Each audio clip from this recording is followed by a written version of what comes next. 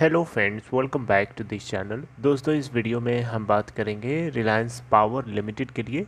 लेकिन आगे बढ़ें उससे पहले आपसे रिक्वेस्ट करना चाहूँगा कि अगर आप चैनल को, फाइनेंस मार्केट को फर्स्ट टाइम विजिट कर रहे हैं, फर्स्ट टाइम देख रहे हैं, सब्सक्राइब करके बेल आइकन को ज़रूर से हिट कर लीजिएगा। उससे आपको वीडियोज़ की नोटिफिकेशन मिलती रहेंगी। दोस्तों, आप सबसे पहले उसे देख पाएंगे। दोस्तों, रिलायंस पावर लिमिटेड में अगर आप देखें तो लास्ट के 6 महीने का ग्राफ आपके सामने लगाया, आप देख सकते हैं। इसमें अच्छा खासा हाई बनता है 18.25 का, जो कि इसका 52 वीक हाई है। उसके बाद से शेयर लगातार गिरता गया है, गिरते गिरते गिरते गिरते 10 से भी नीचे जा चुका है। और उसके बाद से रिकवरी मोड इसकी चल रही है। और रिकवर होते होते आप देख सकते हैं 15 के आसपास घूमते घूमते फिर से थोड़ा सा गिरा है, 13 के आसपास चल रहा है। और देखते हैं आगे कि क्या होता है। अब मुझे ऐसा लगता है कि अगर सब कुछ सिचुएशन सही रहती है तो डेफिनेटली स्टॉक में मोमेंटम बनेगा ही बनेगा, उसको कोई रोक नहीं पाएगा। लेकिन अगर सिचुएशन अभी भी अगर एडवर्स बनी होती है तो डेफिनेटली अभी भी आपको ये 13 के आसपास ही घूमता हुआ दिखाई देगा। जैसा कि आपको पता है, जितने भी लार्ज कैप स्टॉक्स हैं उन सभी में लोगों ने अपने मनी को इन्फ्यूज़ करना शुरू कर दिया था। जो स्मॉल कैप और मिड कैप स्टॉक्स हैं वहाँ से पैसा जो है अपना लोगों ने पुल करना शुरू कर दिया था। तो इसी के चलते जितने भी इस तरीके के शेयर्स उन सभी में हमें डाउनफॉल देखने को मिला था। उससे आपको पैनिक नहीं करना है। और इसका मतलब ये बिल्कुल नहीं है कि आप इसके अंदर जहाँ जहाँ चाहें वहाँ पोजीशन लेकर के आप बैठ जाएं। ऐसा नहीं है दोस्तों, आप सही समय पे सही जगह पोजीशन लीजिए और उसके अकॉर्डिंग अपना एक गोल सेट करिए, टारगेट सेट करिए। और वो टारगेट अचीव हो जाए वहाँ से तुरंत आप एग्ज़िट कर लीजिए। क्योंकि टारगेट नहीं सेट करने से नुकसान ये होता है कि आपकी जो लालच है, वो ग्रीड है, वो आपके ऊपर हावी हो जाती है। और आप अपने ग्रीड के अकॉर्डिंग चलने लगते हैं और पता चलता है फिर आप फंस जाते हैं। देखिए, लोग फंसते क्यों हैं? इसीलिए फंसते हैं क्योंकि लोगों का टारगेट ही नहीं होता है। और टारगेट होता भी है तो वो टारगेट बहुत ज़्यादा फर्म्ड नहीं होता है, वो वेरिएबल होता है, वो स्लिप होते रहते हैं। और स्लिप करते करते वो फंस जाते हैं। आई होप कि आपको मेरी बात जो है सही लग रही होगी। और ये कहीं ना कहीं मतलब कड़वा सच है। देखिए, लास्ट ट्रेडिंग सेशन में रिलायंस पावर के अंदर अगर आप देखें तो 13.70 का हाई भी बनाया था। 13.55 की प्राइस के ऊपर ओपन होने के बाद 12.90 का लो भी बनाया। और वॉल्यूम अगर आप देखें तो एनएससी के ऊपर 1,09,59,695 टोटल वॉल्यूम जनरेट होता है। कंपनी की मार्केट कैप है 4,454 करोड़ रुपए और इसका 52 वीक लो 2.40 का है। दोस्तों, रिलायंस पावर लिमिटेड को लेकर के एक लेटेस्ट अपडेट दोस्तों ये निकल के आई है कि रिलायंस पावर लिमिटेड में कुछ अपॉइंटमेंट्स किए गए हैं। वो अपॉइंटमेंट्स मैं आपको बताना चाहूँगा। रिलायंस पावर लिमिटेड ने यहाँ पे देखिए श्री सब्रजीत भौमिक करके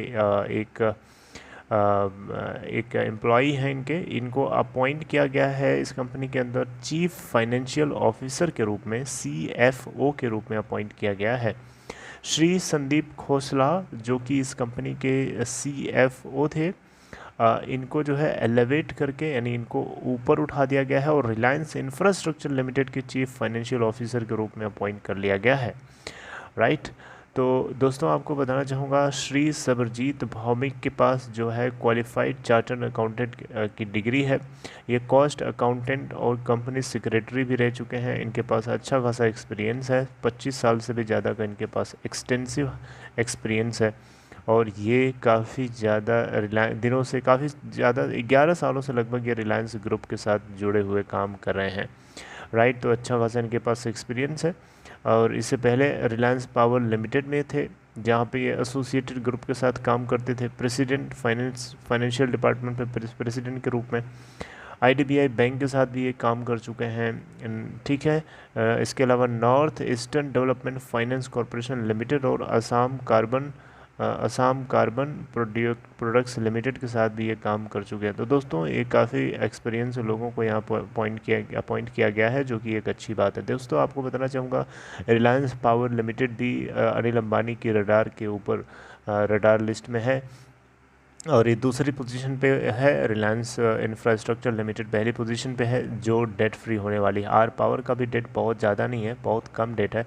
और इस डेट को भी ज़ीरो बनाना रिलायंस पावर अनिल अंबानी का सपना है, जो कि पूरी तरीके से मुझे लगता है कि सच हो जाएगा इसी फाइनेंशियल ईयर के ख़त्म होते होते। ये जो आप ज़ीरो देख रहे हैं, ये डेट की मैं बात कर रहा हूँ। रिलायंस पावर लिमिटेड और रिलायंस इंफ्रास्ट्रक्चर लिमिटेड दोनों के डेट को ज़ीरो बनाया जाएगा, राइट। ये अनिल अंबानी का सपना है और पूरी तरीके से सच होगा। आप लोगों को क्या नहीं लगता कि Reliance power limited debt free हो सकती है, रिलायंस इंफ्रा डेट फ्री हो सकती है?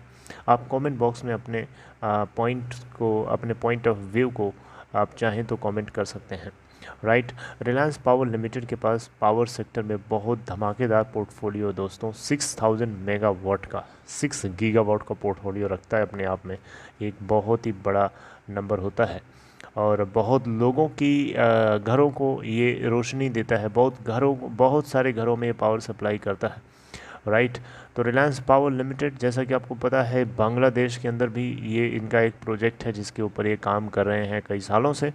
जापान की एक कंपनी है, एक जीरा करके कुछ नाम है उनका, नाम बड़ा डिफ़िकल्ट है, लेकिन उनके साथ भी इनकी पार्टनरशिप है। उस पार्टनरशिप के साथ जो है ये काम कर रहे हैं। दोस्तों आगे कोई खबर आती है रिलायंस पावर लिमिटेड को लेकर के, I will let you know through all such videos, and for that you need to be connected with this channel. If you haven't subscribed this channel yet, please do so and hit the bell icon so that you will be getting notifications. And for Demat account or trading account, there is a link given in description box of this video. You may click on that link to open your account in Upstock. Okay friends, take care. We will talk something next with next video.